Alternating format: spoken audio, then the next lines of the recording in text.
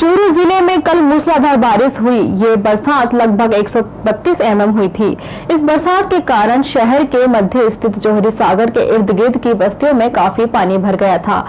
RUIDP के द्वारा बनाया गया पंप हाउस एक तरह से फेल हो गया।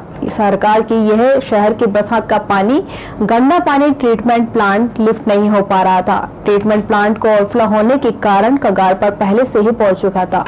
पंचायत राज मंत्री राजेंद्र राठौड़ ने कहा कि गजगार गांव में आगे बने 4 ट्रीटमेंट प्लांट का निरीक्षण किया और चारों ट्रीटमेंट प्लांट गंदे पानी से लबालब थे। वहीं मंत्री ने जोहरी सागर का निरीक्षण किया तो वहां सड़कों पर पानी भरा हुआ था, बस्तियों में भी पानी भरा हुआ था। पंचायत राज मंत्री ने RUIDP के अधिकारियों पर तो काफी नाराजगी जाहिर की। साथ ही पंचायत राज मंत्री ने कहा कि 4 ट्रीटमेंट प्लांट बने हुए हैं, उनका पानी किसानों की फसल के लिए किस तरह से काम में लिया जा सकता है, इसके लिए किसानों की बैठक योजना बनाई जाएगी और पानी को खेती में काम में उपयोग में लिया जाएगा।